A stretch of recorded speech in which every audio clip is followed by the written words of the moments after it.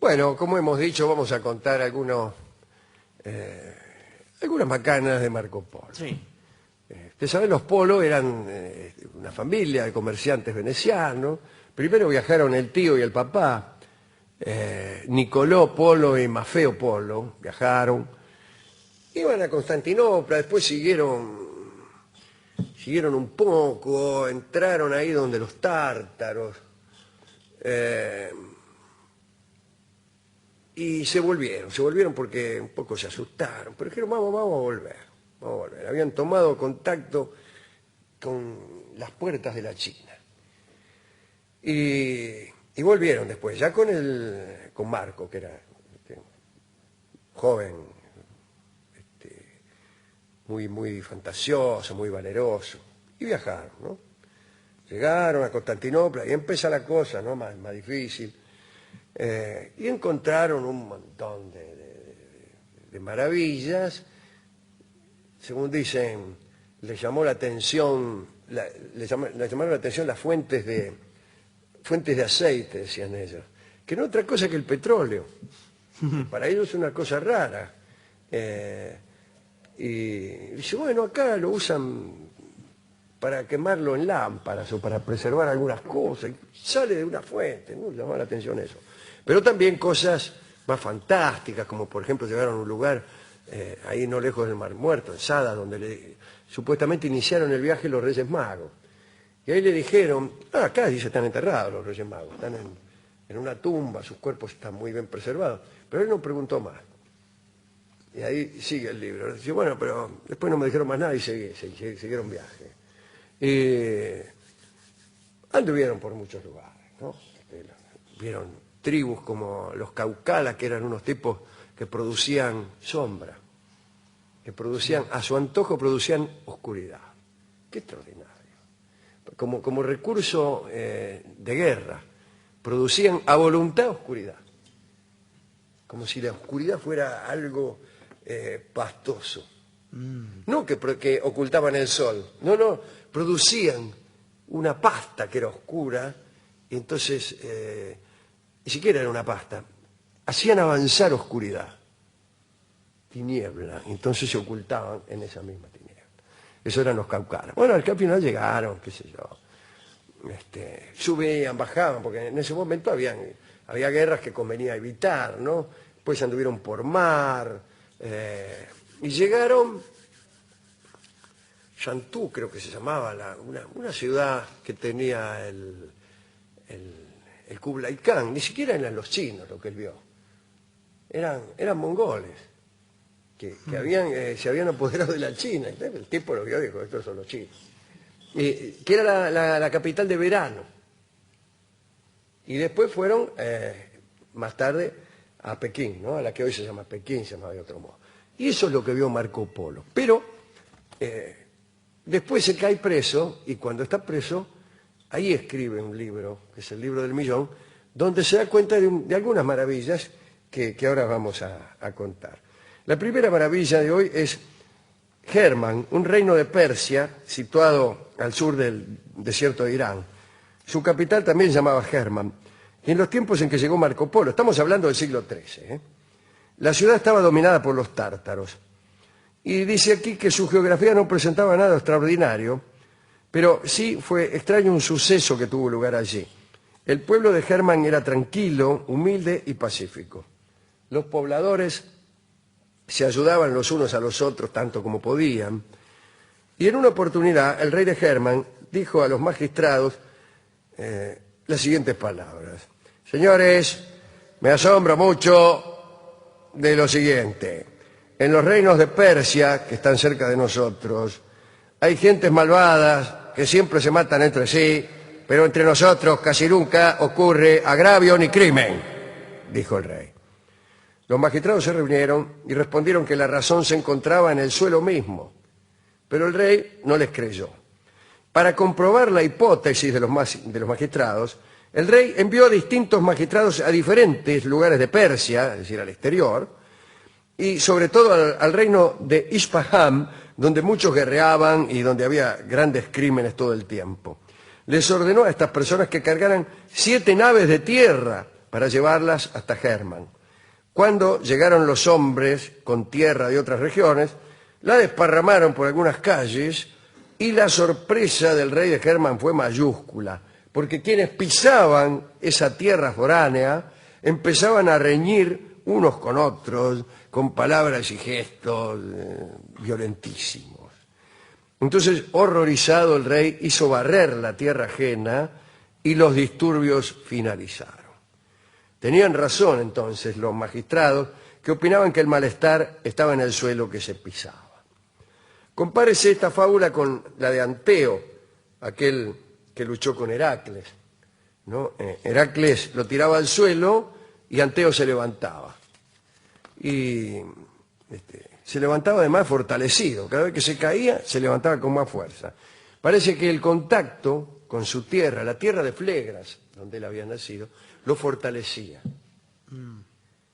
Y esta historia, la de Anteo, es muy superior desde el punto de vista alegórico, porque conlleva la idea de que aquel que está cerca de su tierra, de que aquel que tiene un contacto con su lugar y con sus ancestros, es invencible.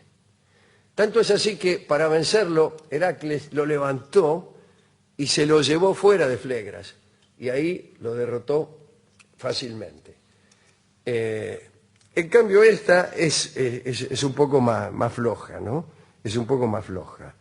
En vez de decir que somos vulnerables lejos de nuestra tierra, esto más bien dice, los hombres de los reinos vecinos eran malos por los suelos que pisaban. Tiene un mensaje más bien chauvinista, los demás son malos, nosotros somos buenos, etcétera, etcétera.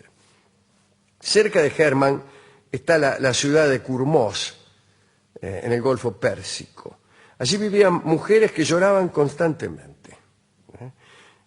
Dice el libro que para llorar la muerte de hombres y mujeres, el día que uno deseaba que alguien llorara muy fuerte, estas damas cobraban un estipendio e iban a llorar a ese lugar. No sé de qué se asombraba Marco Polo, esto existió hasta hace muy poco, ¿no? Esta institución de las lloronas. Pero en todo caso era muy útil aquel servicio de llantos supletorios para quienes por desdén, por fortaleza o por indiferencia no lloraban y querían que sus muertos fueran dignamente despedidos.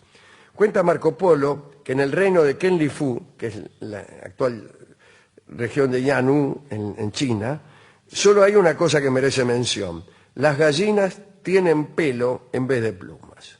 Atención, un pelo negro, aclara con toda prolijidad Marco Polo. Cita también la ciudad de Shesmir, dicen que se refería a Cachemira. Allí vivían unos ermitaños exitosos en sus milagros, sobre todo en el poder que tenían sobre los astros. Por ejemplo, por encantamiento, se hacía de noche en medio de la tarde, solo por un rato, para evitar el calor, ya que,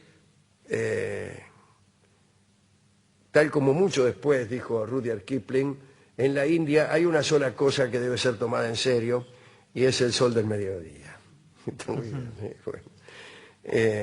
Bien, la ciudad de Pen, dominada por el...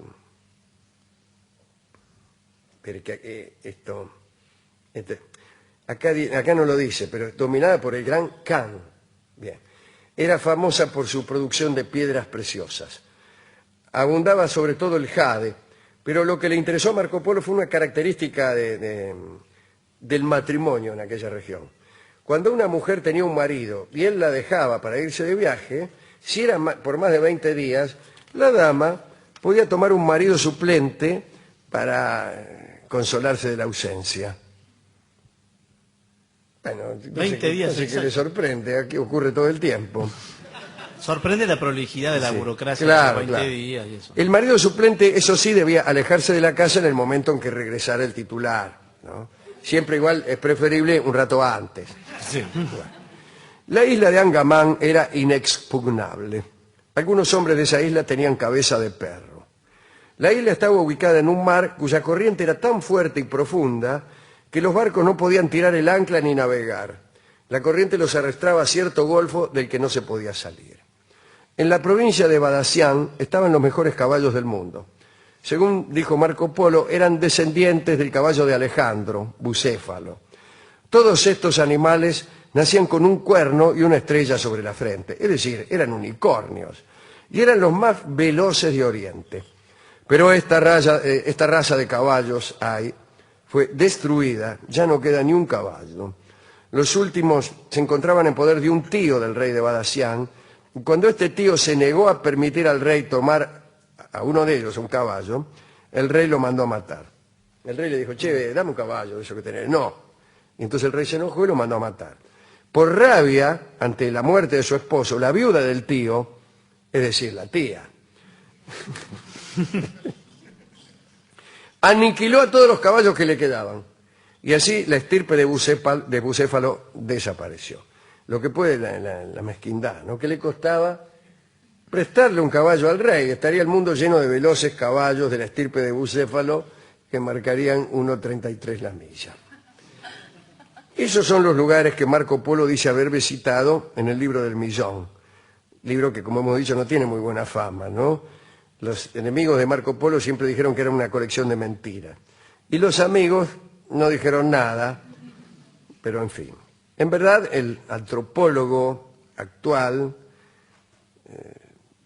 tiene la sensación de hallarse en presencia de una geografía fantástica, ya que es imposible o casi imposible relacionar las cosas que dice que ha visto Marco Polo con las que surgen de una estricta investigación histórica y antropológica, aún pasando por alto las gallinas con pelo, ¿no?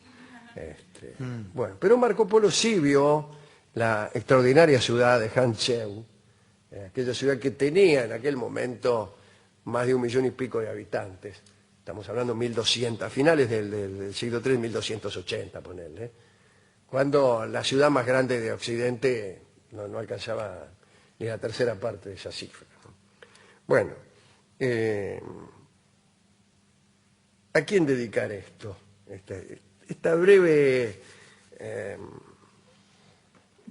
muestrario de algunas de las cosas que vieron los polos.